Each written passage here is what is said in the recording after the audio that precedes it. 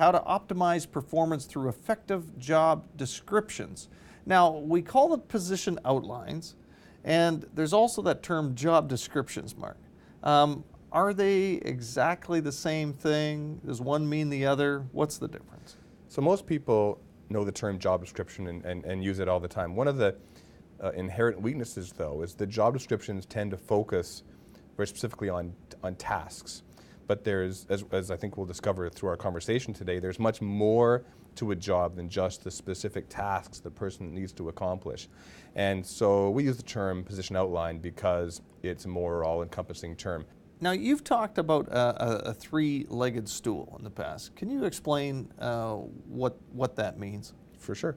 So every position in a company has three aspects to it, and we think of these as the legs of a stool. There is accountability, there is responsibility, and there is authority. This exists for every single position in a company. And what do I mean by those things? Well, we are accountable for a result. We are accountable for a result. We are responsible to do work.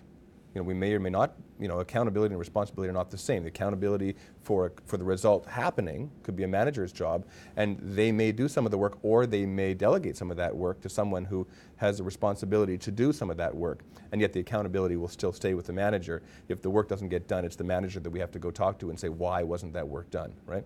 And then the final leg is what we call authority, and that is the ability to have decisions, to make independent decisions around getting your work done.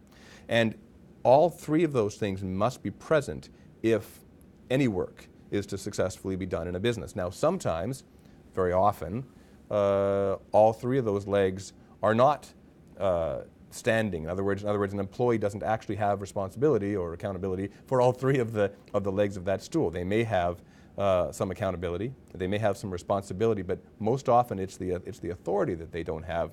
And that's because business owners and senior managers are sometimes afraid or concerned about giving out too much authority to an employee.